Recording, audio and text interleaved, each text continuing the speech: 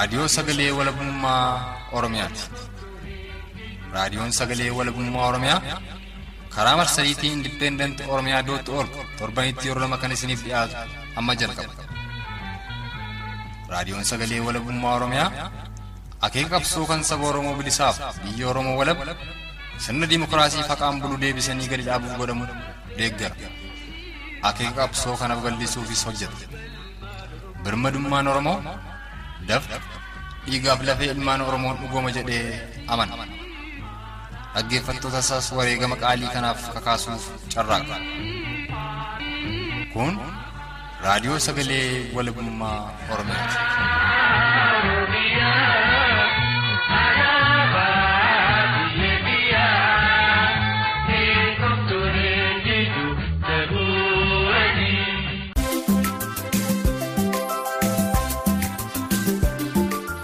Har'a guyyaan dilbata Waxabajjii 24 barri bara 2018 harka fuunee dhaggeeffattoota keenya jaalatamoo ashamaa.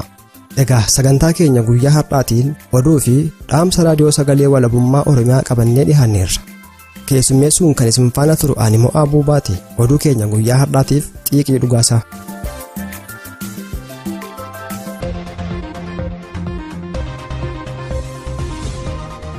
Harka fuunee dhaggeeffattoota keenya jaalatamoo oduu keenya guyyaa irraan isin dhageessisa.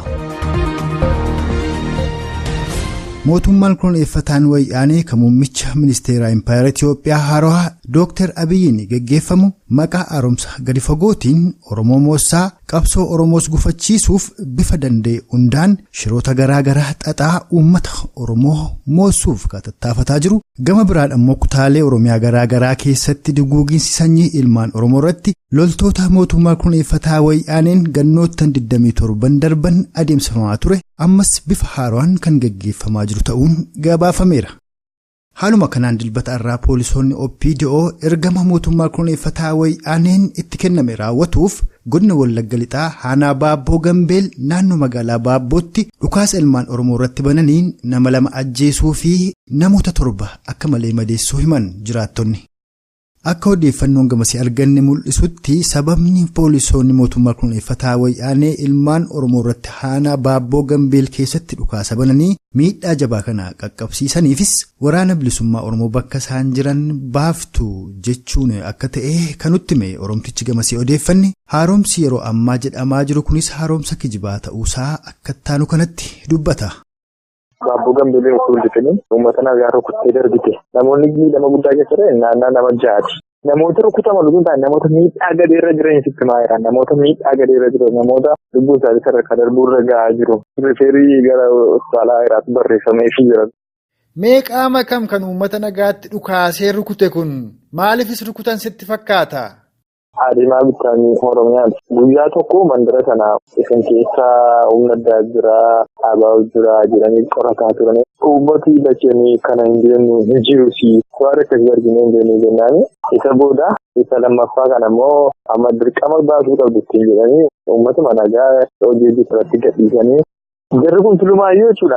Uummataaf hin galle malee kaayyoo isaan qabanii fi karoorri isaan qabanii gara uummataa miti tulumaayyuu. OPDO'n biyyoodha. Biyyoo waa qullaa'uu hin dandeenye. Oduudhuma wal fakkaatu namoonni lixa Oromiyaa Aanaa Begiifi bulchiinsa naannoo Beenishaangul Gumuz Aanaa Addaamaa Okomoo ganda Toogoo jedhamu kan ilmaan Oromoo keessa jiraatan irratti dhukaasa loltoonni mootummaa koloneeffataa Wayyaanee fi milishoota Beenishaangul Gumuz kan mootummaa koloneeffataa Wayyaaneen hidhachiifamaniin ilmaan Oromoorratti sanbata kaleessaaf dilbata irraa banameen Oromoonni 3 wareegamuu fi kanneen 50 ol ta'an madaa'uu himan jiraattonni. Loltoonni mootummaa koloneeffataa Wayyaanee fi milishoonni Beenishaangul Gumuz kun kan isaan ilmaan Oromoorratti dhukaasa eegalan sanbata kaleessaa galgala ta'uu kan hime Oromtichi gamasii odeeffanne dhukaasni itti bules dilbata irraa daran jabaachuun lubbuuf qabeenya ilmaan Oromoo danuu gaaga'uu fi duguuginsa sanyii ilmaan Oromoorratti raawwate kana keessas abbaas aayye dabalatee harki tikoota mootummaa koloneeffataa Wayyaanee kan biroo jiraatu akka taanu kanatti dubbata. Oromtichi godina Wallagga Lixaa Aanaa Begii magaalaa Begiirraa odeeffannoo raadiyoo sagalee walabummaa Oromiyaaf kenne kun. Guyyaa 3 dura abbaa taa'ee naannoo Beenishaangul naannoo Toongoo kan ture odeeffannoon qulqulluun ni jira. Kaleessa ummati hiriira nagaa baanaan halkan edda waraanni dhaqee ijoollee qabee jennaan maaf ijoollee keenya halkan qabdan jedhanii gaafa isaanii hiriira dabalanii ba'anii ummatatti rasaasa dhukaasuudhaan ummata baay'ee amma kan hin jedhamne amma lakkoofsaanii adda baasuu waan hin dandeenye madaa'anii hospitaala keessa galchisan yeroo sana immoo lubbuun kan darbe jedhu amma baay'inaan odeeffannoon garaagaraa jira rukutamanii laga keessa jiru kan jedhan illee. Mee Oromoonni lubbuudhaan darban nama meeqa ta'u warri rukutamanii hospitaala seenanii jiranoo? Suuraa turan namni 23 rukutamee hospitaala keessa ture yeroo sana keessaa namni tokko lubbuun isaa darbee ture amma garuu ergasii baay'inaan itti dabalanii amma bakka adda baasuu hin dandeenye. Amma kan uummata Oromoodhaa rukute kun milishoota Beenishaanguliifi loltoota mootummaa koloneeffataa Wayyaaneetu wal ta'ee rukute jechuudha. Lama ta'aniitu uummata Oromoo achi keessa jiran irratti baay'inaan dhukaasanii baay'inaan fixanii rakkoo guddaa keessa uummanni jira. Egaa kun akkuma ulmaanuu argaa jirru godina Wallagga Lixaa Aanaa Begii keessattis akkasumas godinuma Wallagga Lixaa Aanaa Baabboo Gambeel keessattis duguuginsa sanyiiti kan ilmaan Oromoorratti geggeeffamaa jiru. Gama kabiraadhaan ammoo muummichi ministeeraa Impaayera Itoophiyaa Haarofti Dookter Abiyyi akka inni waan jijjiirama fideetti faarfamaa jira. Meegaa jijjiirama faarfamaa jiru kanaa fi gochaa uummata Oromoo irratti raawwataa jiru kana yeroo wal bira qabdee ilaaltu jijjiiramni kun jira yoon jiraanne Oromoon maal godhuu qabaa jetta? Kuni jijjiiramni dhufaa jiru jijjiirama tooftaatti uummata Oromoo garbummaa keessatti barataa fixanii fi uummata Oromoo fixanitti fakkaataa jira malee jijjiirama dhugaa nutti hin fakkaatu. Jijjiirama dhugaa kana uummanni amanuu danda'u ammas ta'ee booris uummata Oromoo eenyummaan isaa biyyummaan isaa kabajamee seeraan faajjiin isaa dhaabbatee mirga abbaa biyyummaa eegamee biiti malee jijjiiramni isaan jedhan kun jijjiirama dhugaa nutti hin fakkaatu. Uummata Oromoo abbaa biyyummaa sun mirkaneessin faajjii isaa sun naamin jijjiirama akkamittiin uummanni Oromoo kan tokkonnooma akkiittiin jijjiirama jechaa jiru. Isaa odeeffannoo akkasii uummanni Oromoo dhaga'aa hin jiru fudhachaa hin jiru. Oduu keenyatti aanuun ammoo jimaata dheengaddaa loltoonni mootummaa koloneeffataa Wayyaanee lakkoofsaan 20 ol ta'an tarkaanfii waraana bilisummaa Oromoo WBO'n godina Qellem Wallaggaa Aanaa Anfilloo ganda Ubbur iddoo Tiibaa jedhamuun beekamutti irratti fudhatameen ajjeefamuu himan jiraattonni. Waraanni bilisummaa Oromoo godina Qellem Wallaggaa Aanaa Anfilloo ganda Ubbur jedhamu keessatti walitti fufiinsaan tarkaanfii loltoota mootummaa koloneeffataa Wayyaanee irratti fudhateen miidhaa jabaa qaqqabsiisuu kan himan jiraattonni gamasii odeeffanne tarkaanfii marsaa duraa waraana bilisummaa Oromoo loltoota Wayyaanee irratti fudhatameen loltoonni 8 ajjeefamuu fi marsaa lammeessos loltoonni 12 ol ajjeefamuu kan nutti hime Oromtichi gamasii odeeffanne. Sababa kanaan kan walqabatees loltoonni fi qaamonni tikaa mootummaa koloneeffataa Wayyaanee magaalaa Anfilloo keessa maruun jiraattota iraarsaa akka jiran ta'uu akka taanu kanatti dubbata. Tarkaanfiin kan fudhatame biyya kaleessa naannoo sa'aatii 10 ture. Inni raayyaatti biyya wayyaa humna kora bittinneessaa Oromiyaa uffachuudhaan magaalaa Gambeel irraa gara Anfillootti baa'utti turanii erguma magaalaa Anfillootti dhiyaatanii Ubbur bakka addaatti baay'ee makiinaa isaatti deemaa turan irratti tarkaanfiin fudhatame. Makiinaan kun makiinaa xiqqoodha. Ishee deebiidhaan kan ta'e. Reessi 8 kanatti irra turan hundumtuu dee'aniiru. Reessi isaanillee amma sa'aatii baay'ee lafa ture. Qaamni biraanis magaalaa seenee ijoollee sodaachisuutti ijoollee dhumarra dubbii barbaadu ijoollee dubbii taasisuufi badeema turanii ijoollee jalaa dhufaniidhuma gabaasaniiru. Mootummaan koloneeffataan Wayyaanee akkuma gannoottan 27 darban kana bifa dhokotaaf mul'ataan duguuginsa sanyii ilmaan Oromoo fi saboota cunqurfamoo Impaayera Itoophiyaa keessatti humna afaan qawween dabalamanii keessatti tikfamaa jiran irratti raawwataa ture. Sanbata kaleessaas hiriira shiraa maqaa deeggarsa muummicha ministeeraa Impaayera Itoophiyaa Dookter Abiyyiif sabootaan taasifame jedhamuun harka duubaan rogeeyyii OPDO biyya keessaaf biyya ambaan uummata soobamee dirree masqalaatti baafamerraa bu'aa siyaasaa barbaadan erga argatanii booda waan qaamonni muummicha ministeeraa Impaayera Itoophiyaa Dookter Abiyyiin morman jiran fakkeessuuf fudhatama shira godhameen argates daran jabeessuuf qaamota ofii bobbaasaniin uummata dirree masqalaa irratti yaaman gidduutti boombii kiyyeessaniin lubbuu fi fayyaa namoota danuu kaagaaga'an ta'uun gabaafameeti jira. Miidhaa boombii guyyaa kaleessaa magaalaa Finfinnee dirree masqalaa irratti uummata gidduutti wayyaanotaan dhoofame kanaanis Oromoonni 4 battala lubbuun darbuu fi namoonni bakka turan danuunis madaa'uun hospitaala seenuu odeeffannoo maddeen keenya magaalaa Finfinnee irraa arganneen beekuun yoo danda'amu irra jireessi Oromoota hiriira guyyaa kaleessaa dirree masqalaa irratti qooda fudhatanii ammoo kanneen kanaan dura warraaqsa mirga abbaa biyyummaa qeerroon walitti fufiinsaan geggeessaa turerraa kan qooda hin fudhanne dabalatee ijoollee bilchina siyaasaa hin qabnee fi qaamota OPDO'n ijaaramanii gamasitti geeffaman ta'uu kan nutti hime Oromtichi magaalaa Finfinnee irraa odeeffanne gara fuulduraattis ilmaan Oromoo waan bu'aa siyaasaa irraa hin arganne irraa qooda fudhatanii aarsaa hin barbaachifne akka hin baafneef ol gorsuun barbaachisaadha jechuun akka taanu kanatti dubbata. Oromtichi magaalaa Finfinnee irraa karaa toora bilbila keenyaa odeeffannoo raadiyoo sagalee walabummaa Oromiyaaf kenne kun.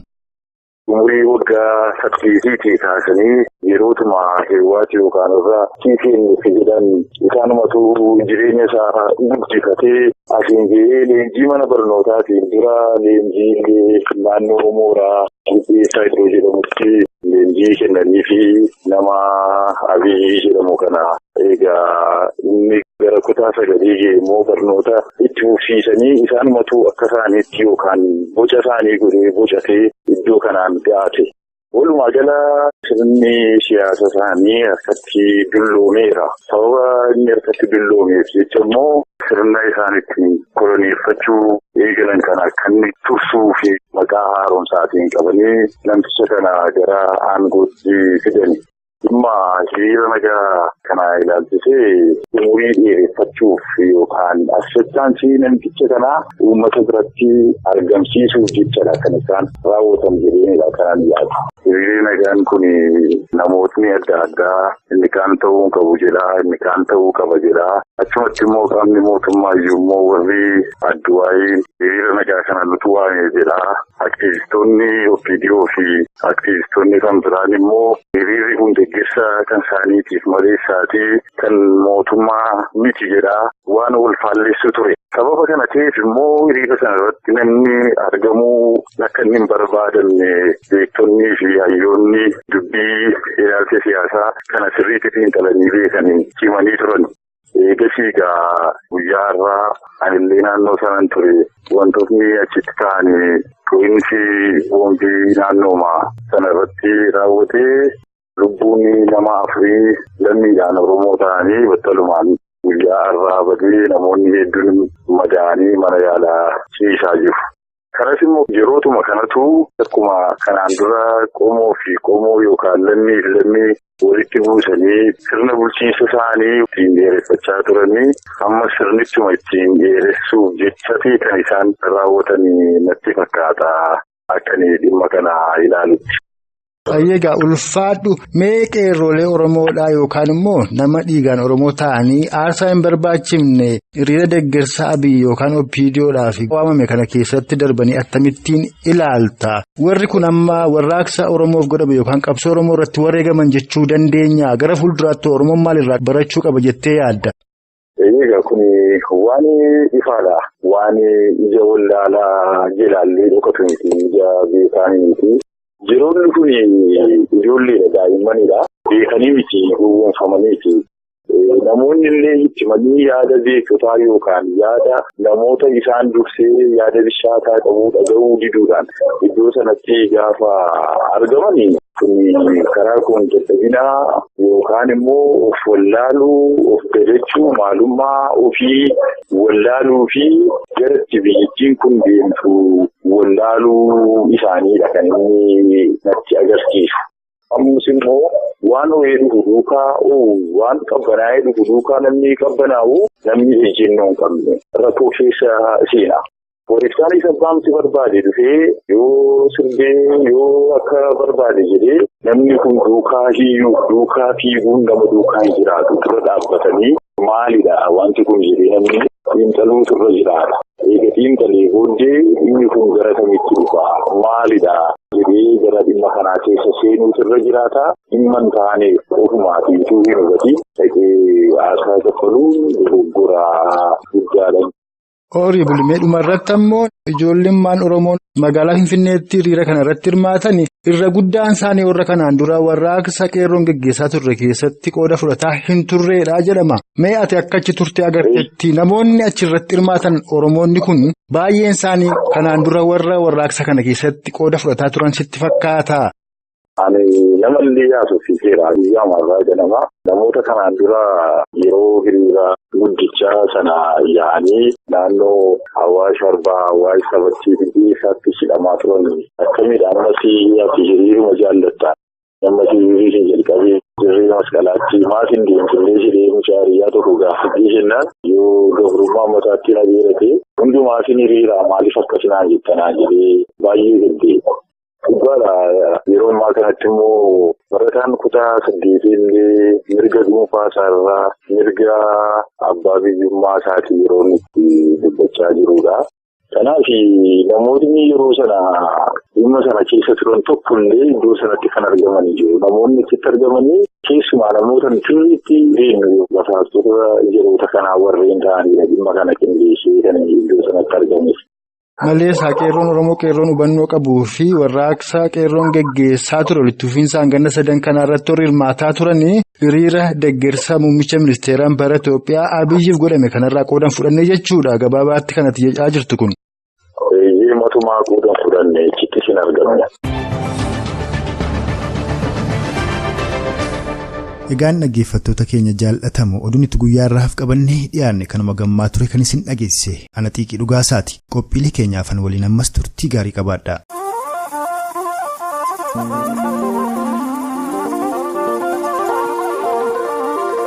Imperialistiin erga darbee shute Idalistiin jaraa songeen nu rukute Mufariif zawdii dibbii tiraa Sooshaalistii butee nyaatee sirni biraa Diimoo diimaan kiraa abiyyootii biraa Kan orma fayyadu lammiisaa baqate Gaaf tokko deebi'aa abjuusaa fixate Budeen abbaan dhalchee yoo abbaatti bahee Yookaan gatiin qabu albaa qecha ta'ee Bineessa labbarii wallaaleeraa ta'ee Isa beekaa diduu beekaa of fakkeeche Yerootu deebisaa suuta bira geeche Nama xurree maqee imallisa dhibee Seenaa jajallisaa xurii itti dibee Nama xurree maqee imallisa dhibee Seenaa jajallisaa xurii itti dibee Beekan sanyii abbaarraa dhalata Dabeerotu dabee sanyii abbaa dagata Dawween daawwaa dhabdee wanna ormaa baattu Karaan harkaa badaa duraa duubni raatu Dawween daawwaa dhabdee wanna ormaa baattu Karaan harkaa badaa duraa duubni raatu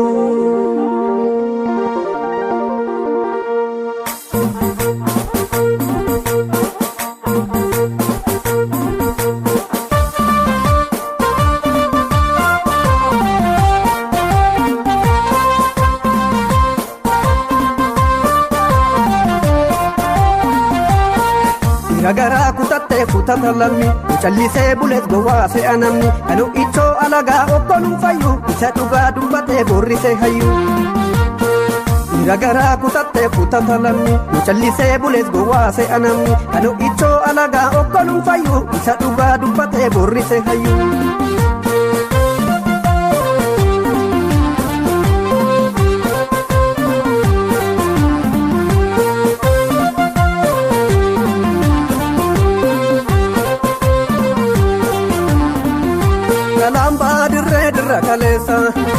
Kalamba dirra kalesa ragasi tute Ilma ba wallala me kunonu tikae Kangara bara matika baru biragahe Badilun chitorati fantonu titae Yogaltun di desirati baju abada chemamte Itimi ofaa ubatu bakka argamte Yogaltuun di desirratti baatu abbaadha cemamte Itimi ofaa ubatu bakka argamte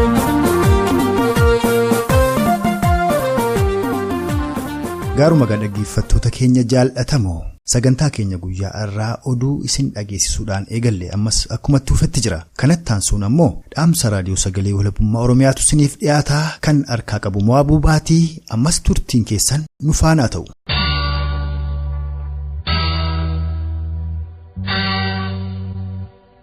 biyyi Oromoo Oromiyaan erga humna qawwee mootota Abiisiniyaatiin cabdee uummanni Oromoos waanjoo garbummaa jalatti kufirraa eegalee hanga har'aatti uummanni Oromoo Itoophiyaa humnaan gatiitti isaa irratti fe'amte tole jedhee baatee bulee kan hin beekne ta'uu fi biyya isaa Oromiyaa weerara diinaa jalaa walabuunfachuu fi bilisummaa ofii isaas deebisee gonfachuudhaaf waloodhaanis ta'e matayyaan qabsoo walabummaa fi bilisummaa adeemsisaa kan jiru ta'uun ni beekama.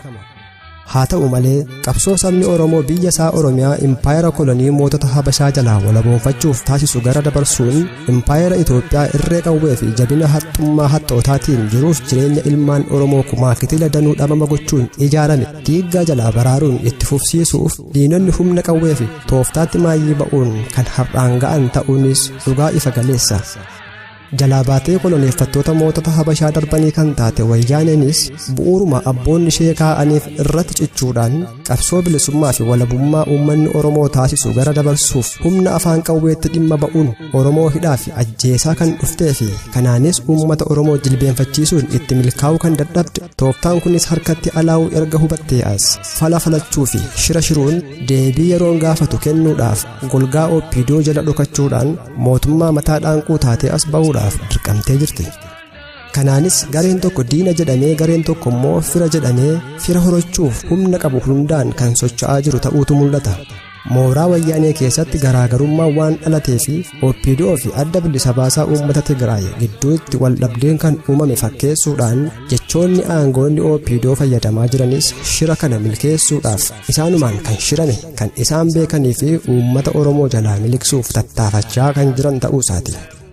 haa ta'u malee jarri diina waliin jedhan kun dhuguma waliif diina ta'uu isaaniitiif jechootaa fi fakkeessaa isaaniirra kan darbe ragaa qabatamaan tokkollee kan hin jirre yoo ta'u michooma isaaniitiif garuu haqoota danuutu jira. gareen diina jedhames isa jedheef soba ta'ullee uummata Oromootiif garuu isa diina jedhe dabalatee gareen mooraa sana keessa jiran martuu diina ta'uu isaanii dhugaa ragaa wal gaafachiisnedha. qaamni diina jedhamaa jiru kunis isa diinqa duuba taa'ee tapha waltajjii irratti taphatamu qindeessuuf to'atu ta'uu isaatii fi taphni kunis si fakkaadheensi nyaadhaa Wayyaanee ta'uu isaa hubachuudhaaf daandii kaleessa irra dhufne garagallee mil'achuu qofti ga'aa ta'a.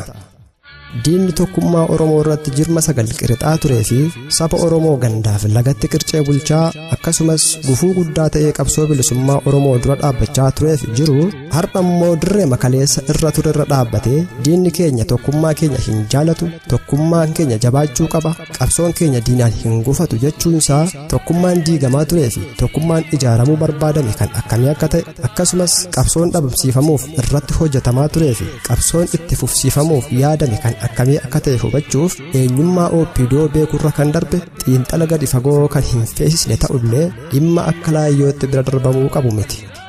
kanaaf diinni tokkummaa Oromoo hin jaallanne kun eenyu akka ta'e tokkummaan diinni ijaaruuf cimsuu barbaadus kan akkamii akka ta'e Oromoon kamiyyuu jabeessee beekachuun gaarii ta'a.